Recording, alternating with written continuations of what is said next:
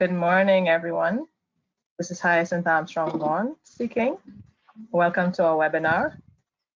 And I'm happy to see so many of you on so far. Wonderful. I'm going to get us started so that we can have maximum time for having this webinar and for any questions that you have, and I'm sure you have quite a few. So welcome again to this webinar entitled The Importance of Sustainable Finance and Funding of Protected Areas. My name is Hyacinth Armstrong-Vaughan. I'm the coordinator of the Biodiversity and Protected Areas Management Program for the Caribbean. And I'm just going to take a few minutes to just give you an overview of the program before I introduce our guest speaker on our topic this morning. Before I do that, however, this format, you will not be able to speak, but we will be taking all of your questions and we will be able to respond to those at the end of our presentations. Okay, so to give you an overview of the BioPalma program, if you've heard this before, it will be a refresher for you. But Biodiversity and Protected Areas Management Program, BioPalma for short, is an initiative of the Africa and Caribbean and Pacific Group of States, and it's financed by the European Union's 11th European Development Fund. It's a global partnership combining the protected areas and biodiversity conservation expertise of the IUCN and the scientific knowledge of the Joint Research Center of the European Commission. BioPalma is in its second phase, which is running from 2017 to 2023. And we're building on the work that took place in the first phase of the program, which ran from 2012 to 2017. Now, why are we working in these regions? Africa, Caribbean, and the Pacific. This region holds 79 countries that we're focusing this program on. And this region has more than half of the world's 35 biodiversity hotspots, and more than 3 billion people's livelihoods depend on the natural resources within them. So BioPalma is working with these countries to reinforce the management and governance of protected and conserved areas through better use and monitoring of information and capacity development on management and governance. And how are we doing that in the program? We are working through three components. We have regional observatories, which are resource hubs within each of the regions that we're working in, and they are facilitating the compilation and management of data and information that is needed for protected area management and biodiversity conservation. So for us in the Caribbean Protected Areas Gateway, which is hosted by the University of the West Indies, is our regional observatory. And the regional observatories are using an online information system called the Reference Information System, which is supporting the collation and management of the data related to biodiversity conservation and protected area management. And the third element that we are implementing to improve the actions in countries and sites is called the action component. And this is our grant facility. And across everything that we are doing, we are aiming to build capacity in all of our sites and all of our regions, all of our countries, to improve the management and governance of biodiversity and natural resources. So in the Caribbean, the BioPalma program is implemented by the IUCN Regional Office for Mexico, Central America, and the Caribbean. That's IUCN ORMAC, partnering again with the European Commission Joint Research Center. And our regional implementing partner, as I mentioned before, is the University of the West Indies, which is hosting the Caribbean Protected Areas Gateway. And the operational base for the Caribbean Protected Areas Gateway is at the Center for Resource Management and Environmental Studies at the Cave Hill campus, CERMES. And these are the 15 countries that we are focused on supporting in this program. Our main areas of focus for the Caribbean are looking at these three areas: information for decision making, facilitated by the Caribbean Protected Areas Gateway, and you can access the Caribbean Protected Areas Gateway at this URL, caribbeanprotectedareasgateway.com.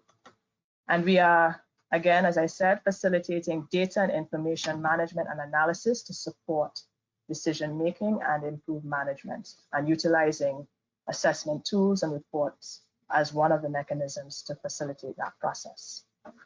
We are focusing on building capacity in the region and looking at effective management as that area of focus. And that has been done primarily through capacity building and promoting the use of an application of management effectiveness in our countries, facilitating national and regional training workshops, and providing technical support for actually conducting technical support for management effectiveness assessments of sites. And then finally, we are facilitating the action component implementation, and you can learn more about that program at action.biopharma.org. We have had 2 calls so far, and before this is completed, I will provide you with some more information on a 3rd call that we are preparing for. So that's a general look at what Biopharma is in the region. And our focus here this morning is linked to our final element, the action component. And we wanted to start looking at how we can support capacity building in our region for sustainable finance. So we have with us this morning a colleague, Guillermo Chan, and Guillermo has worked with IUCN, the regional office in IUCN, providing guidance and support on sustainable financing for protected areas, economics and capacity building. He has over 30 years of experience in finance, banking and conservation, and has worked as finance and operations manager, regional finance manager for multinational corporations and financial institutions. He holds an MBA in business administration and has also developed expertise in natural resources management and environmental economics. So without further ado, I'm going to turn over to Guillermo. And at the end of Guillermo's presentation, we will facilitate answering your questions. So Thank you very much, Hyacinth. Okay, good morning, dear colleagues in conservation. First of all, I would like to thank you for participating in this webinar about the importance of sustainable finance and funding of protected areas, a subject that nowadays is even more important for all of us. Secondly, I would like to thank IUCN and Biopharma project for putting together this opportunity in order to share and learn a little bit about the sustainable finance in protected areas during time of crisis or challenging times, the way I call it. Now, this webinar is organized in 3 sections. First one will be about the value of protected areas in the national economy for each country. Second one will be the importance of financial sustainability in protected areas. And the final presentation, that will be a more interactive and open session for Q&A, will be focused on funding of protected areas during challenging times. After the last presentation, we'll be opening the floor for questions and answers from you. So I will appreciate your participation in this last part of the webinar. So let's begin with our initial presentation. The value of nature. At this point of our history, I do believe that most of the world recognize why protected areas are so important for human life. Besides the unquestionable natural beauty of our marine and terrestrial landscapes, there is no doubt that conserving biodiversity is a primary way to sustain healthy ecosystems and the service they provide, which we depend on for health, well-being, and development. New questions arise during this time of pandemic. How can we find a better balance between protected areas' primary role and tourism or sustainable use of protected areas, depending on the category of the protected areas, of course? How can we minimize the current impact of loss of visitation, incomes, and related activities? Well, I think we should be working right now with social groups, decision makers, local governments, and all the key players we can find in order to support our protected areas and the local community that surround the protected areas as well. We must find a way to balance the sustainable use of protected areas for tourism. We should also look for innovative approaches to include more people into local tourism by promoting small economic activities around national parks or, as I said, surrounding communities.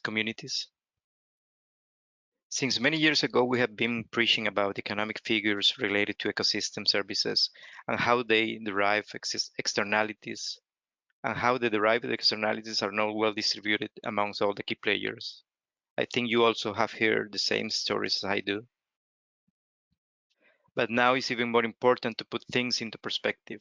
For instance, travel and tourism accounts for 10.3% of the global GDP, which makes the sector larger than agriculture. And back in 2019 alone, tourism created 1 in 4 new jobs globally. The economic contribution of wildlife tourism is equally impressive. It came to almost 400 billions, 0.4% of the global GDP in 2018. Wildlife tourism supported 22 million jobs across the world. That is about 7% of the total travel and tourism jobs. So I think there is no doubt that tourism in our countries is a key factor for our economy. Another hit that we will be seeing during 2020 because of the pandemic will be in the air travel industry that will lose around $250 billion during 2020, according to the International Air Travel Association. In case of the hotel industry, the impact will be around 40% of booking cancellations, and also for more than 1 million of tour operators globally, the impact is calculated on closures of business for around 46% within the same year, 2020. So we really need to do something right now in order to support and to help those families that are depending on tourism and related activities. The new travel normal might mean to shift vacation rentals over hotels, driving locally rather than flying, and an increase in the use of travel insurance and travel personal travel advisors. This is something that we have also foreseen in some of the countries in Central America. In our case, in Costa Rica, which is an example that we are currently working with local chambers of commerce and tourism, is to promote new ways to do local tourism, and support small communities for tourism, small communities for develop new local associations in order to promote their local richness. Intact nature gives us air, water, food, and serves as a natural vaccine to reduce the frequency and intensity of future outbreaks of pandemics. This will save tens of trillions of dollars in coming decades and avoid misery for millions of people. So I think it's clear that for all of us, we need to work together in order to change the way we do tourism in our around the protected areas in our countries. We need to work with our governments, local governments, federal governments, and all the communities that we can involve. It's also an important time to start talking with our politicians, decision makers, in order to change some legislations and to ease the access of businesses for more people. This is the only way we can improve our livelihoods related to tourism. For this second presentation, the second subject will be on the importance of financial sustainability in protected areas. I think that despite the fact of what happened, and in the slide that you are seeing, there is actually a road ahead in terms of improving how we as protected area managers or practitioners can do better to preserve and use of our natural capital. We should always keep in mind that managing a protected area should go beyond the merely biological part of the pie. We must work proactively to improve our source of revenue and our financial metrics. That way we can ultimately tie our conservation plans to a more realistic budgets and investment portfolios. And what I mean by investment portfolios is the implementation of business plans and sustainable projects in terms of financing for our protected areas, and not just depending on the government funds or donors, but also looking for new alternatives or new businesses, if this is the word that we can use in our case, in order to ensure a sustainable source of revenue for our protected areas. So this is something that we have been facing over the last 3 decades, the lack of revenues and a financial gap in most of our protected areas around the globe. So situation all over the world has not changed. We're still living our day-to-day operation with financial gaps. And now the gap is growing even bigger and faster. Much of this gap is found in developing countries, which also has unique species and habitats. For many international funding aids, donor intention still prevails, and the lack of business-oriented focus contributes to unrealistic ways to resolve the gaps. Regarding the operational administrative part of managing protected areas, I think these points are still valid. And don't get me wrong, I know that we have been doing a lot of improvement in that sense. However, many of recent management plans that have been seen in the region were published without incorporating a strong financial component. And to be honest, from 100% of what is a management plan, less than 2% is related to finance or how to fund, how to get new source of revenue into the protected areas. Because the reality is that many of the national system of protected areas and protected areas itself, from small to large size, depend on around 50% to 40% on government funds. The rest is a mix between international donors and also NGOs working along with the government in order to support and sustain the protected areas. But let's be honest, we as protected area managers, we were taught to do conservation from a biology perspective, and we haven't been practicing how to do business, how to incorporate more people into our protected areas in order to create new ways to get revenues for them and for us. Back in 2018, the WWF Living Planet Index estimated that nature-related economic activities would worth an estimate of 125 trillions. However, government's traditional funding to conservation is less or hardly equal to 1% of the GDPs. So, in most of the countries, conservation competes against health, education, defense, poverty. We need to generate more economic and financial information for decision makers. Then why is it so important to do financial planning in protected areas? Because we really need to make our point. We really need to make our study case. We really need to make sure that the government understand the importance of protected areas for the human well-being, for the health of the planet. And I think this current situation with the COVID-19 is a clear example of how protected areas should be vital for the economy and for the future of the generations. In this next topic, I will also be opening the floor for your intervention and your questions and comments, because I think this is the more important part of this webinar, is to talk with you, to hear from you, to share ideas, and to start thinking about how can we promote and create new ways or to improve our current way of revenue for protected areas. As mentioned by the World Economic Forum, many of the most vulnerable developing countries, including small island developing states, might not be able to endure and recover from this crisis in the absence of an adequate development finance support. And of course, a robust multilateral cooperation and the strong support of the international community are essential to enable the most vulnerable developing countries to respond and recover. However, the work is yet to come. It is estimated that most of the jobs related to tourism and other activities in the country that have been suffering through this pandemic will be lost. In our case, in Costa Rica, we are estimating around 300,000 jobs lost during the last 3 months. That will increase our unemployment rate from 9% to around 20% within the next 6 months. So I guess that the situation is also similar in many of the countries of the Caribbean and other latitudes. But I strongly believe that the consultation of synergies and the sharing of good practices must be part of our daily core.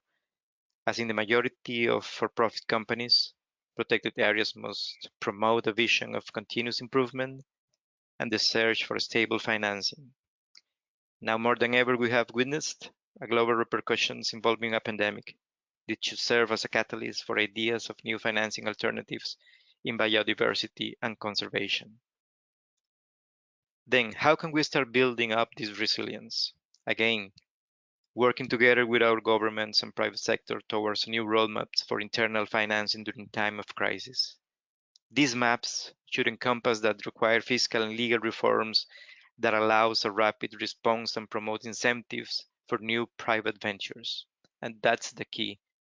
In countries with a lot of potential in the private sector, the government must understand that they need to ease the access of funds. They need to prepare more incentives for the private sector in order to be a participant, a key participant in the national economies going on.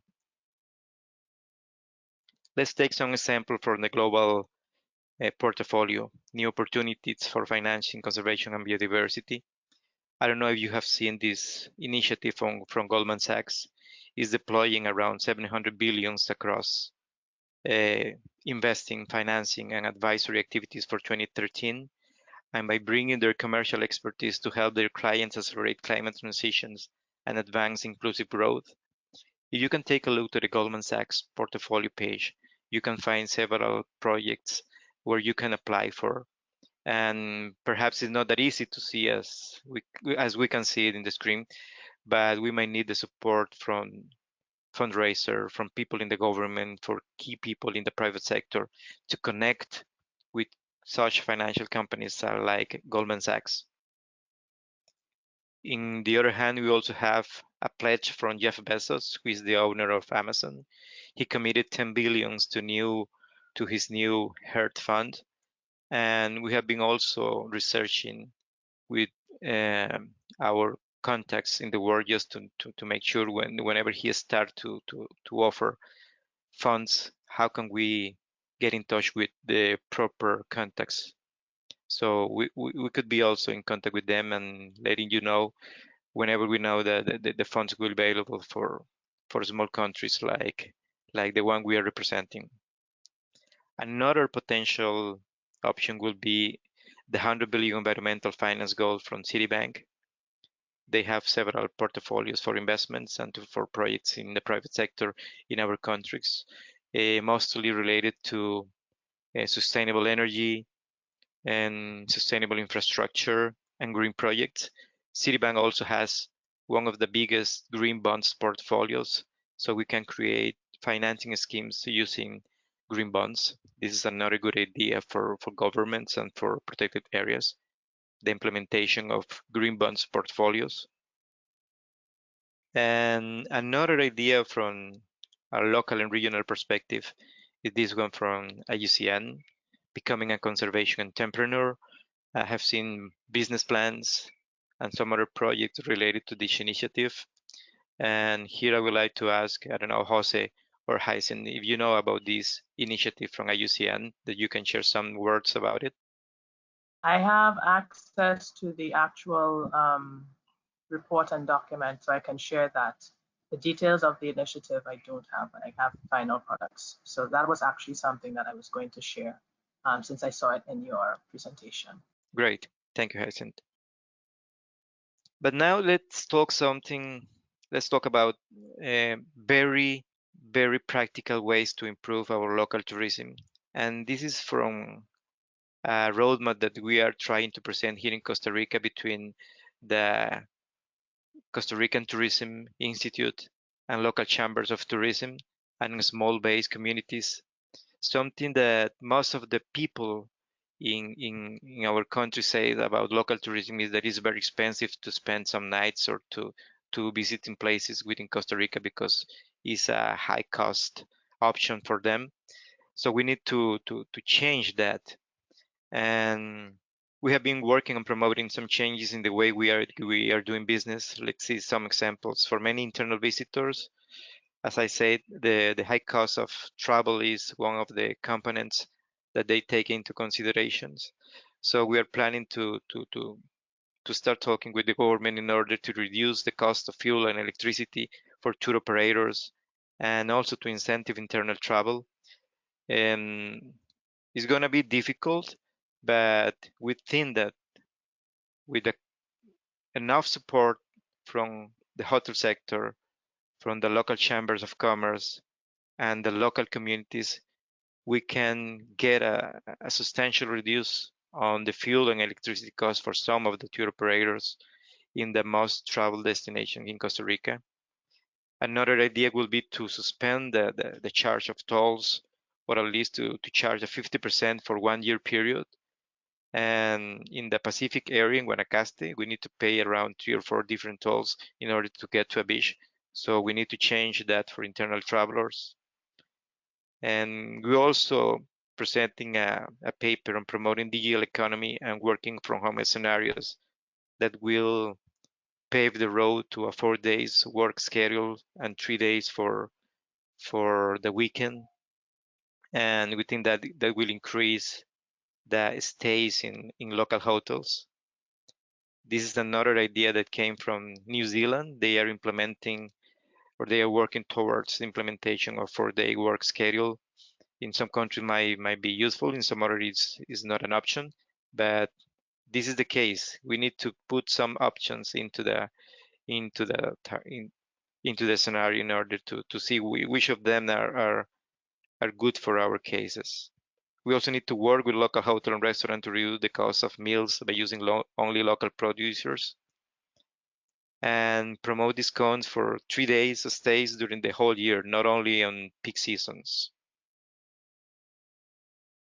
So now I'm opening the floor and the mic for you participants to raise your questions, to hear your comments, and to start talking about how can we improve the way we are doing business, the way we are creating new source of revenue for our protected areas, or the challenges that you are seeing right now. I don't know, Hyacinth, if you have some questions from our participants right now. Thank you, Guillermo. None just as yet. So participants, you're welcome to type in your questions, selecting the question mark at the bottom. Guillermo, thank you so much for the presentation and for the presentation of ideas on how we can improve on our situation. So I know I did a recent request of some of our colleagues to get a sense of what are their challenges based on our current situation, and financing has definitely been an issue, given the fact that most of our protected areas have been reliant on tourism income or some measure of general income coming from tourists. So I don't know, does anyone have any questions or comments that they would like to share with us? In a recent news that I read, some of the countries in the Caribbean will be opening their tourism within the next 3 or 4 months. In some cases in June, July, and August. Saint Lucia and some other countries will be opening their frontiers for international passengers, for international visitors. What do you think about that? How are you preparing internally for facing these huge challenging times in these challenging times? Okay, we can ask Dominique Chasserod. So I'm working with a local organization in Haiti, Haiti Ocean Project, and of course the financial is very challenging.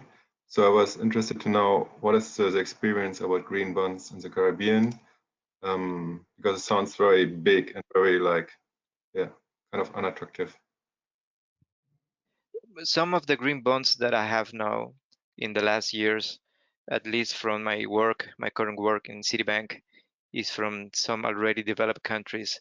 In the Caribbean, I have no history on the implementation of structured green bonds, but I know that there are some other banks or international banks that have been implementing green bond structures within their governments and also between the public-private partnerships. But to be honest, I don't have an example right now from the Caribbean. I don't know if some of the participants can share their experience in that regard. Okay, I have not seen anyone respond on that particular question. I'm not familiar with the green bonds as well. So I don't think we have that example yet in the region, unfortunately. With respect to your earlier responses, Guillermo, we had some comments coming from Wynan. So for example, he said reducing the contributions of tourism has a risk. And in the case of Bonaire, which is where he's based, Bonaire is an example of sustainable funding of an MPA for years. Now we struggle with funding as tourism has dropped 100% for them. So in his case, he's wondering, what would you consider a healthy mix of financing streams for protected areas? Because again, as I said, most of our protected areas have relied strictly on tourism as a main income source. So how can they now mix their financing streams? What would be healthy for them? Yes, I think, thank you, Hyacinth. I think the more important change we do right now is to change the way we are seeing the tourism in our countries. Tourism is based on trust. And for the next couple of years, according to the International Travel Association, most of the travelers will not be flying abroad or traveling to other countries. They will prefer to stay in home in their local countries. So this change will last for around 18 to 2 years, 18 months to 2 years.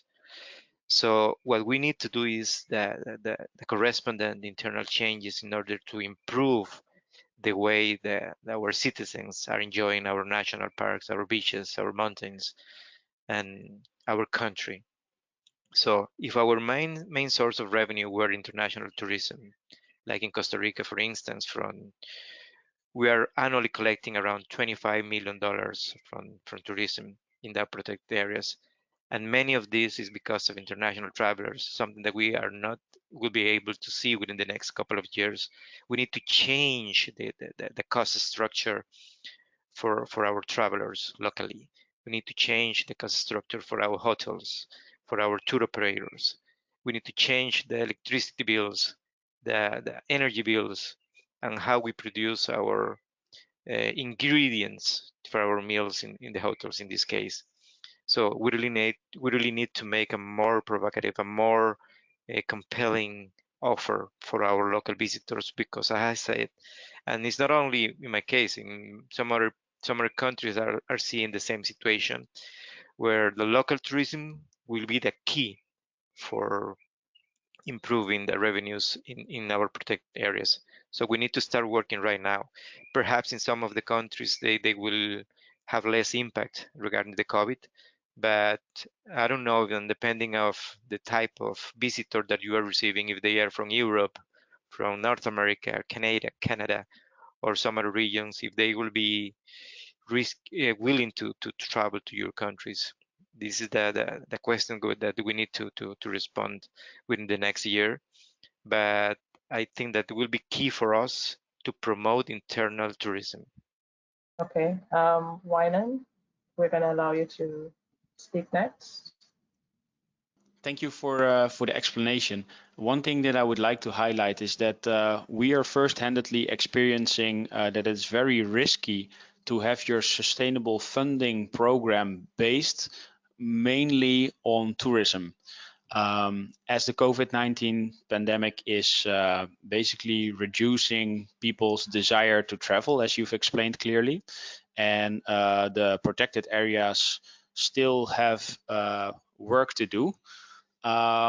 We're actively looking into alternative ways for how to sustainably fund your protected area without or with reduced tourism incomes. That's why I'm a bit disappointed that the tips so far are mainly focused on how to stimulate tourism, whereas by I think it would be more interesting for the region to see how the conservation work can be financed without tourism.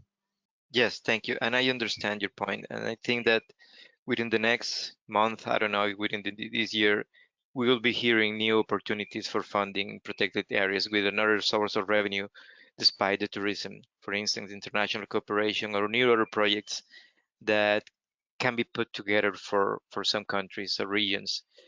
And another local idea that we have here in Central America is for Selva Maya. is a 3-country area between Mexico, Guatemala, and Belize. And I think there will be another way to get international funds or new projects in a more holistic way, to take some countries as a group, as a whole, and not just by solely countries applying for international funds. I think that nowadays donors or international agencies or funding banks will be more careful on the way they distribute or they uh, send their money to some other countries. They will be more focused on using regions or mega projects or 3 or 4 countries approaches instead of using funding for just one sole country. But again, this is something that we need to wait to see during the next month or during the next year. Yes. So far, I haven't heard any other new source of revenue or funding for international cooperation in order to tackle down this pandemic, and specifically for protected areas. Well, if I may respond to that and maybe perhaps propose one, is that this pandemic is posing a unique opportunity with basically reduced visitor pressure on a lot of areas, and also perhaps increased poaching and gathering and hunting activities in areas. From my perspective, I think for many funders and scientific institutes and governments, it would be very interesting to capture the effects of these changes. And if we as a region could come up with a proposal how to capture that, that would already be, could potentially be a fund to have a lot of the scientists working in protected areas to at least capture these changes. Totally agree. I think we have seen new opportunities, new challenges that you have just mentioned. The increase in illegal logging, in poaching, and in illegal activities within the protected areas has been also increasing in our countries. And we have seen so far this in the news. So a new source of revenue for scientific studies or for protection projects will be also part of the new portfolio of potential revenue that we need to look for within the next month or within this year. But again, is another area of opportunities, because every challenge has also another side, which is an opportunity. And as you were just mentioning, we're working with local or international scientific institutions or universities or NGOs in order to tackle down the effects of this pandemic within our protected areas will be a key point for our projects. Yeah, the never waste a good crisis scenario, basically. So, because I think that the whole problem of protected areas not having sustainable funding is an old problem. It was the topic of many webinars and other meetings before. So basically that has not changed. However, what has changed is that we have an unique situation whereby we may be able to make a sustainable change in that situation of protected areas being underfunded by basically now seeing that tourism in itself or project funding in itself cannot sustainably fund the upkeep of protected areas, and that having these protected areas, basically the protection of it continuously going on also in times of this kind of crisis can help local economies, because it provides jobs, and the sustainability of those areas also provides the ecosystem services for the long term for the communities depending on it. So I think we should really see this crisis as a big opportunity to use it to create sustainable funding of protected areas for the long term using this unique opportunity. Yes, sure, of course. As one of my presentations, you know that we in conservation, in environment, we also compete against health, education, poverty reduction, and some other areas in our governmental budgets. So we really need to be very, very intrepid in order to get new funds, because nowadays the situation will be really difficult for us. Yeah, but I think that's basically approaching it from a place of fear. We are competing with it, but I see it differently. I think nature management, and it's been displayed in many studies, actually contributes to public health, etc. So we're not really competing for those funds. What we, from my perspective, should do is highlight how our work contributes to fulfilling the needs of achieving goals in public health, etc.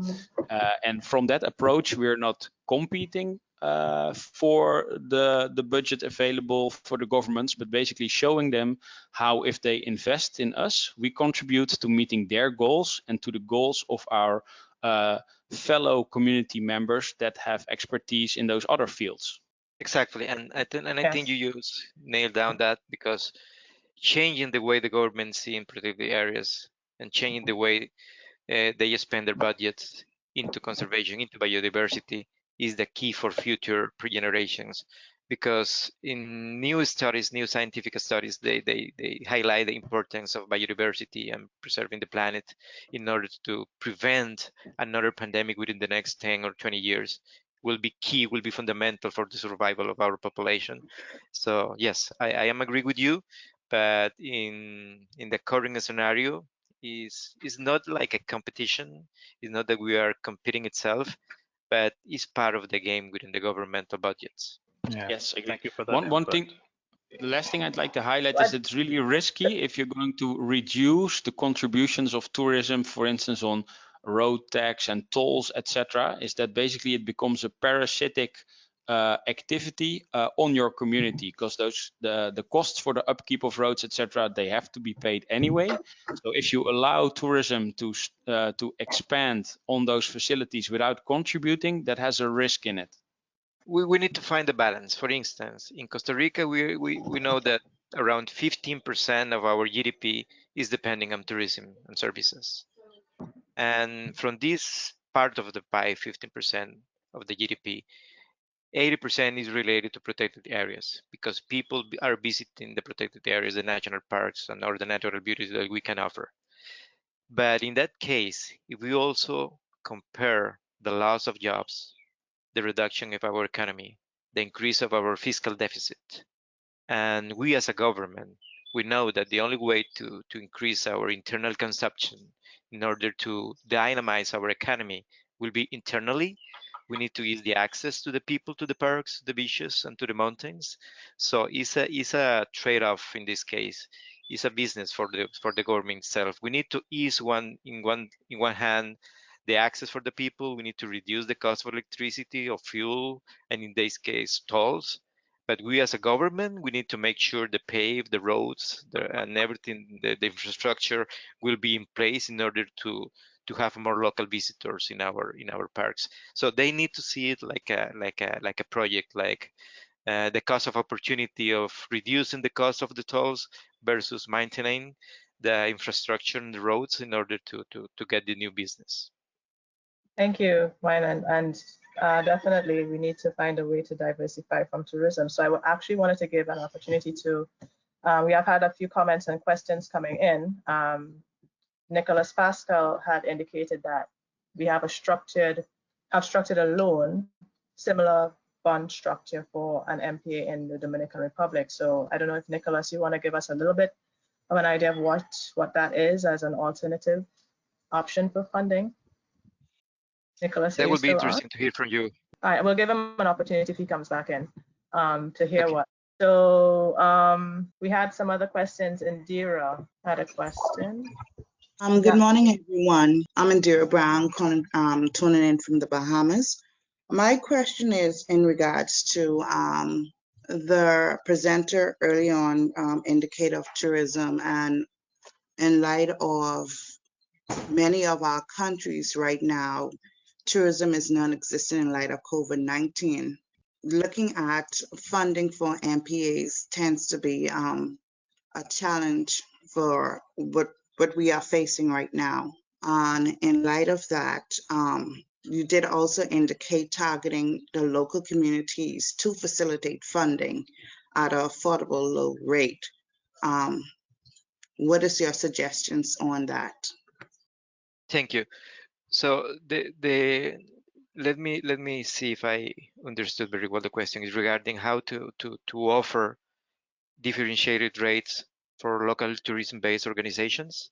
Yes. Bear in mind that a lot of the countries, like for the Bahamas right now, is gradually lifting or easing constraints on mobility around the community. So as the country gradually opening up and offering service, how could local MPAs who does have an existing plan, business plan that is, offer services to the local communities or target local communities in these activities, various activities and MPAs?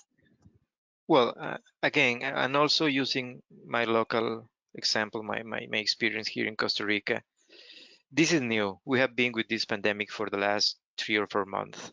And in the case of financial institutions, they don't even have green financial plans for or new green portfolios for new ventures or new enterprises.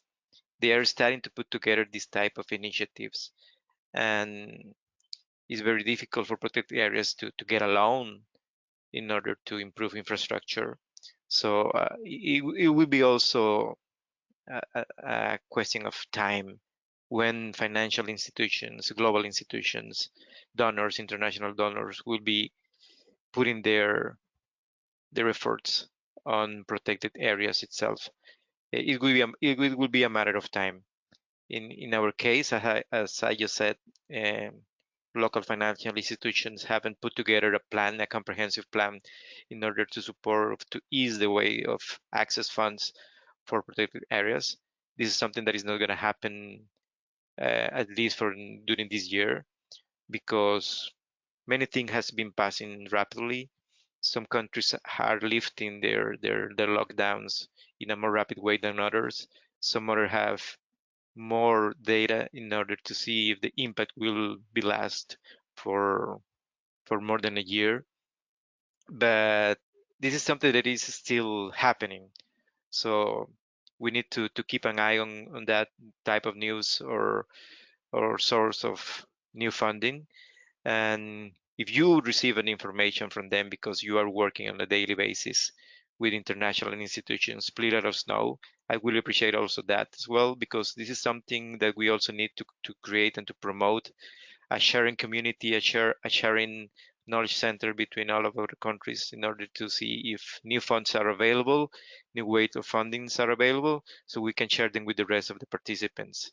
As again, this is very new, so we need to keep an eye on new streams of financing for us.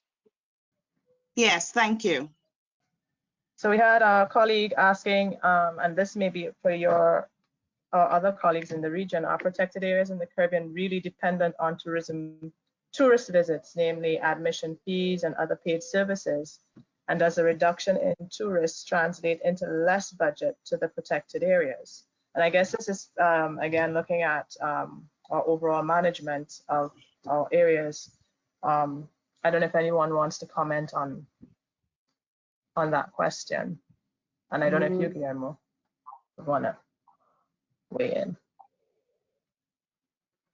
Well, as you know, many of our protected areas will be opening really soon, and some of the protected areas will be reducing the amount of visitors to have to 50% or even less than that.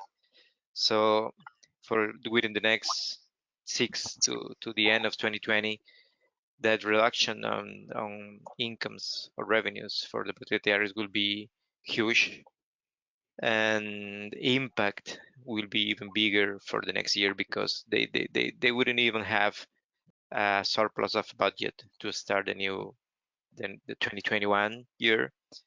So we need to make the best use of our money. They need to change the way they prepare their budgets, their operational plans, and they will need to prioritize how to invest, how to use this reduced amount of money that we'll be receiving within 2020. This is another thing that we need to start working on. We need to change, we need to adjust our budgets, our operational plans, our management plans towards the next year, because the reductions of income will be substantial, and we need to see how to better invest this amount within our protected areas. Okay. I think Nicholas is back on. I don't know if we can hear from you, Nicholas, about your option that you presented on. Okay, thank you, Yasin. This is Nicholas. Can you hear me? Yes, okay, hearing good. you now. Sorry about that before. So yeah, thank you for the opportunity to jump into this webinar. I think I will have a good news and a bad news. Let's start by the bad news in that context. Is that we have been working with several MPAs worldwide, so Caribbean and Southeast Asia and now Western Africa, to develop some tangible business models and revenues, as well as blended finance solutions for them. And so far, the most tangible, and that's quite obvious, the most tangible revenue that we are working with is through tourism. Okay, so we have several, obviously, options inside this portfolio of potential revenues based on tourism. Can go from user fees, but also some innovative visitor center or other kind of donation or working with industries. So saying that, I mean, we are exploring other options, e.g. blue carbon, e.g. some social and environmental bond, and fishery license, and these kind of options. But in the very, very short term, for an MPA a manager who is facing and have to pay staff at the end of the year, the most tangible that we are working with today is with tourism. So obviously, this is only for a very limited set of MPAs. If we're dealing with 20,000 MPAs worldwide, I would say that this will work for maybe a couple of hundreds of MPAs worldwide. So this is not a silver bullet, but it has proven to be working well in many situations. You have Borneo in the region, you have St. Lucia, you have Belize, and so on, and Bahamas in Exuma Keys. So you have many situations where tourism has been proven to be a good model. Obviously, we have seen in the past quite big crisis for tourism. We have the 11S, we have some SARS epidemic and other political events. And the tourism has always shown a very good resilience to shocks, recovering sometimes in less than 2 or 3 months. That's the past.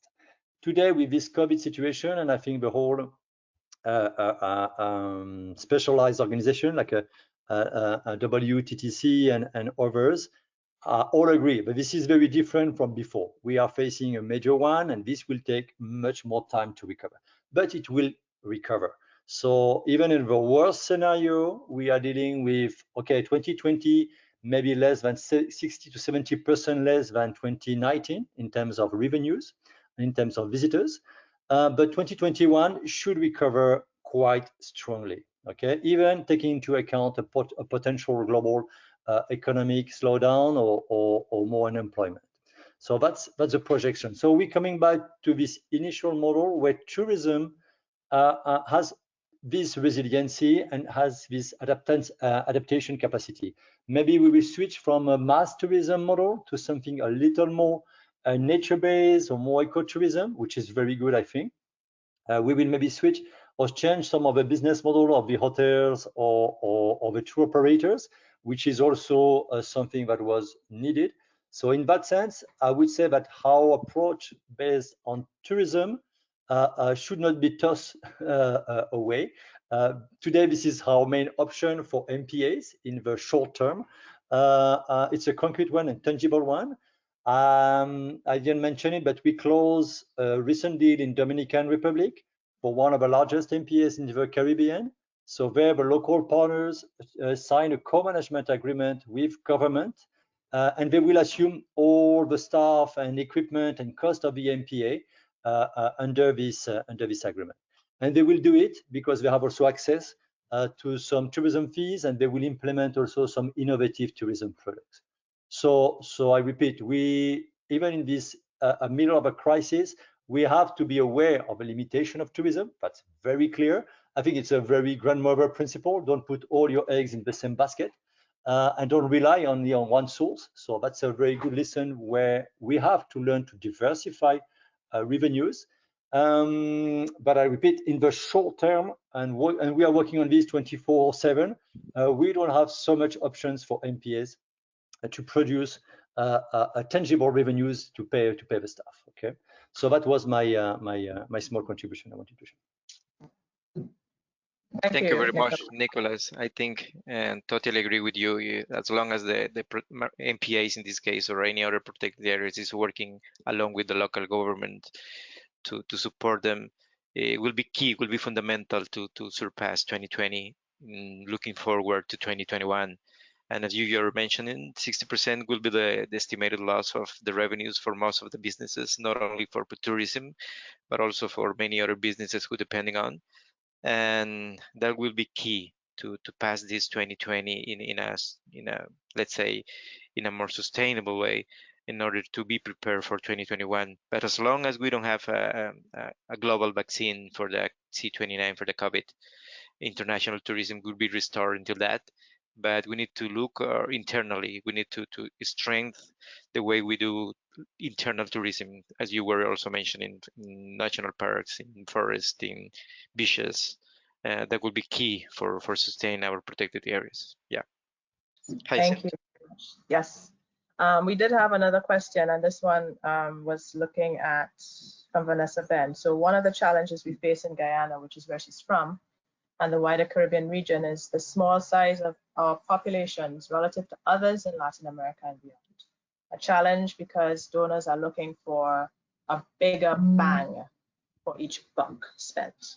So how can we overcome this in the region? Yes, definitely. For small countries with small populations, the impact will be huge, will be bigger than others that depend on international visitors, and depending also on the internal economic situation of each country, of each island, of MPAs, it will be a different case scenario. It has to be analyzed on a case basis and see the socio-economical structure of their population in order to promote different products for them. So yes, I'm agree with that.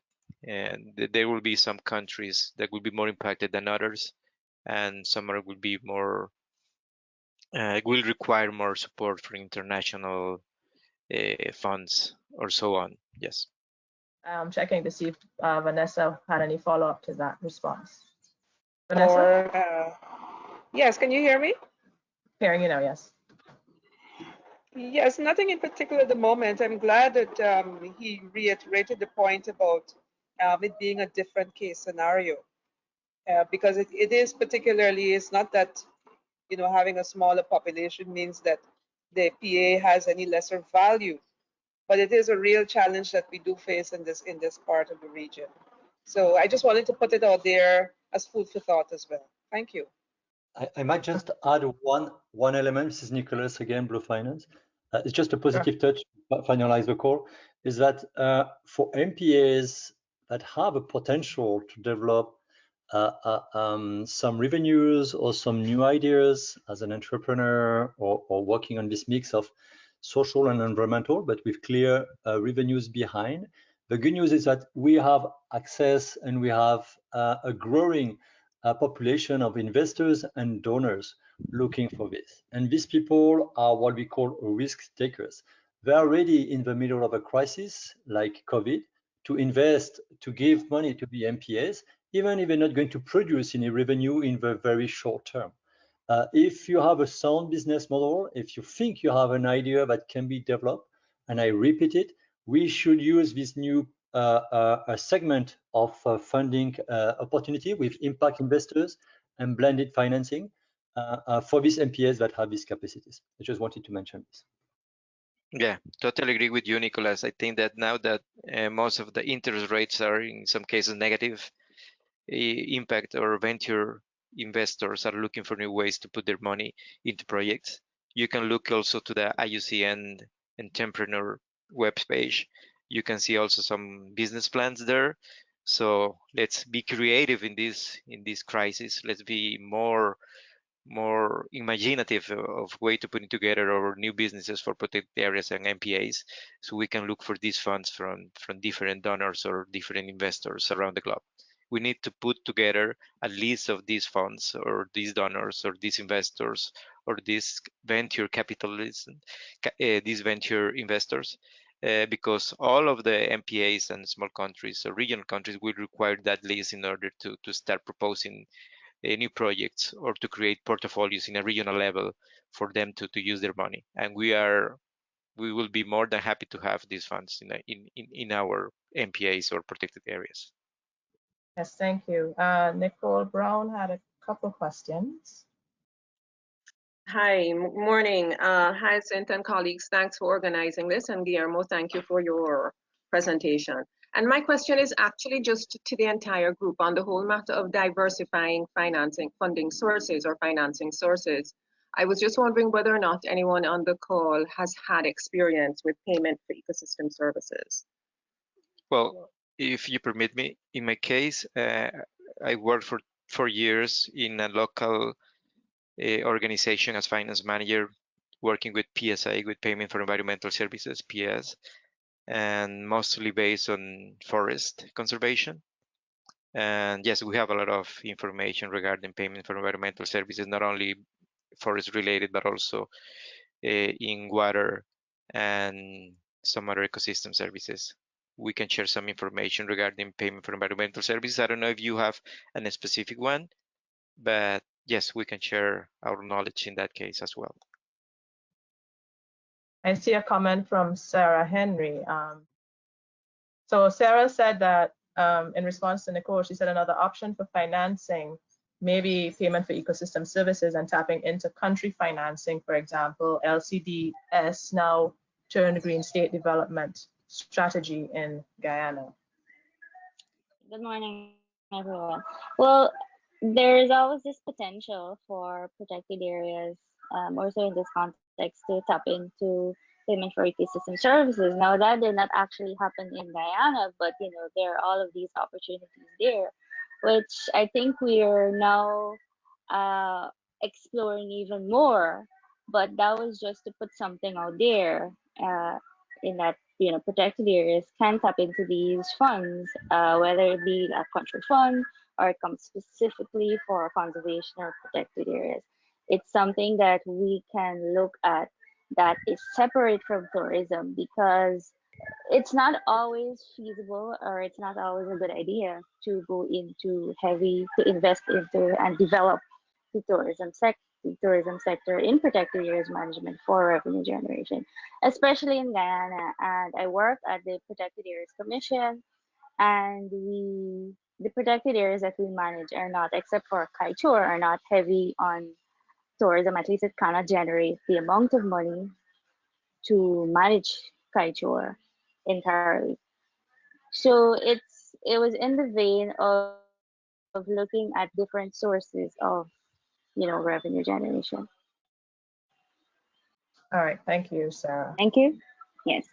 I'm seeing a few, so the conversation has been going quite well, and the direction of our conversation has been trying to identify some of the options that are potentially available to us. And I've been reading comments that have been coming through, and one of them, and some questions related to this, how do we build capacity amongst ourselves? So Wynan mentioned earlier the need for improving the science behind what we're doing and how we need to bring our protected areas more into the vision and area of our decision makers. I mean, the flip side of that is that we are all pretty much science people. We're not financially oriented, most of us in our training. So how can we improve our capacity to be able to respond in this new situation that we now find ourselves in? So for example, how do protected area managers build their capacity to deal with building new budgets to manage this function in this new climate? So I don't know if Guillermo, you can guide or provide some advice in that direction. I will respond to a few comments and questions that were coming through. Sure, and I think you were also clear on that, Hyacinth, and most of the protected area managers, they are biologists, they are conservation people, and most of them were their academic background is on that area, on that field of expertise. But if you want to work, if you want to change, if you want to deal with people in the government, and they are related to finance, to taxes, or to talk with bankers, you need people, or you need to at least a level of expertise or knowledge on financial or economical subjects. In that case, I found really interesting a project that IUCN has, and is the practitioners project. They have different packages of information for practitioners in protected areas. One of them is related to financial management and budgets. And to be honest, to be really honest, I saw all the components of this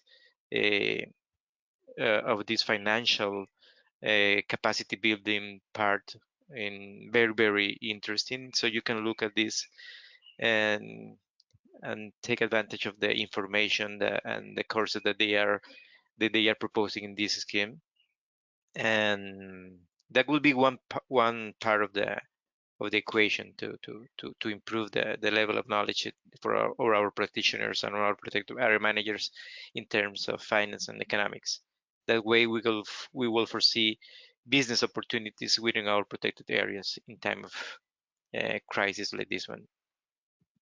Well, maybe Hyacinth, we can share with the participant this curriculum that you have in the IUCN for financial management of protected areas for practitioners. Okay, Jose, do you want to say something on that before we? Yes, the experience was implemented, the project, to be able to gather all the different training needs or capacity development needs for protected area staff. And this part on the financial aspects is a very important one that is normally lacking. And it's one that we should place more emphasis as times go by, since we see that it is extremely important to diversify our income generation or income generation in general, but also from different sources. I must add that Guillermo and I tried in one country to diversify income generation for the protected area system, and didn't work, because the option of a government or the protected area agency is normally the low-hanging fruit. And in that case, it was tourism, and it seems to be the most normal one. And so it requires also building up support at the political level, in the agency, in the ministries, to be able to create new income generation sources for the protected areas. And that requires capacity building at least from parts of our staff in the protected areas to be able to speak that language, and is of extreme importance. Thank you. Thank you, Jose. And I will piggyback on that, on a comment that our colleague Ileana Lopez made, saying that we have challenges and also opportunities to build synergies among MPA organizations. And for example, we can produce a joint program to provide financial sustainability capacity building to MPA practitioners, governments, engaging certified private sector. So I think that is something that we definitely can explore a little further as we move forward in these new times. So we are actually been on for about almost an hour. I don't know if there are any other comments or questions from anyone else. I have tried to scan your comments coming through, and I'm very grateful to all of you for your active participation. So if there's no other burning question or comments from anyone. Hyacinth, just a few words to wrap up. Sure, go ahead, Guillermo. Thank you very much. I think that at this point of the conversation that we have had, is very clear that it is important for all the MPAs and the rest of the protected areas to create capacity, to building up, in some cases, capacity related to finance, to economics, how to prepare a business case, a budget plan, a business plan, sorry, or a proposal for a new donor or for a new funds from a different investor, venture investors. This is one part of the equation. And the other one is to share knowledge, to share experiences. As Nicholas was mentioning, his experience with some MPAs in the Caribbean will be key also for most of the participants in this webinar, to share, to hear about experiences and new resources or streams of funding for MPAs. We need to put together all these ideas and to start sharing and making sure we can prepare our own proposal for our specific cases. And I'm just thinking about these small countries with very low population. They depend on international visitors. How can they prepare? How can they be resilient in this type of crisis? This is very important for them, and I'm really worried about those specific cases when the international visitation is the key component of their tourism. So we need to support each other in order to tackle down this situation that we are facing now. And the only way is to be creative, to create a capacity building, and to share our experience, knowledge, and hopefully our source of funding as well. Thank you. Thank you, Guillermo, for that, for this session. Yes, definitely. We have a lot more that we need to follow up on based on the comments that we've been receiving. And so I want to take this opportunity to thank you very much for taking the time to start this conversation with us. I don't think it will be our last. I think we need to look and see how we can continue to facilitate the dialogue and some more concrete support in the region for improving our sustainable financing. So I'd just like to close with letting you all know that within the BioPharma program, in the minimum, there is an opportunity for some immediate support to our countries to address the impacts of COVID-19 on your current situations. So you would have, I hope most of you would have seen this alert for an upcoming grant call that we will be launching very soon. And as I said, it's to respond directly to the impacts of COVID-19 on our project countries and their sites. So if you have not received this, I urge you to go to our website at action.biopharma.org, and you can sign up to receive BioPharma funding alerts. And so when the call opens for this new grant, you will receive it. I will also be circulating it to my contacts as well to ensure that we have as much coverage and notification as possible. And this is an open call until the 31st of December. So you have time to understand what your impacts are and to put together your proposals once the call is open and you've seen what the guidelines are to access the funding. I think the funding cap might be up to 50,000 euros, but again, that would be defined once the call is opened and the guidelines are presented. So thank you very much, everyone, for taking the time to join us this morning. I hope this conversation has been useful to you. And as I said, it certainly, I don't think will be our last. And we will definitely be following up with you to see how we can support and improve our situation in the Caribbean region. Thank you again. Continue to stay safe. Thank you, Guillermo, for their time, and take care, everyone. Thank you. Thank you. My pleasure. Bye. Bye-bye.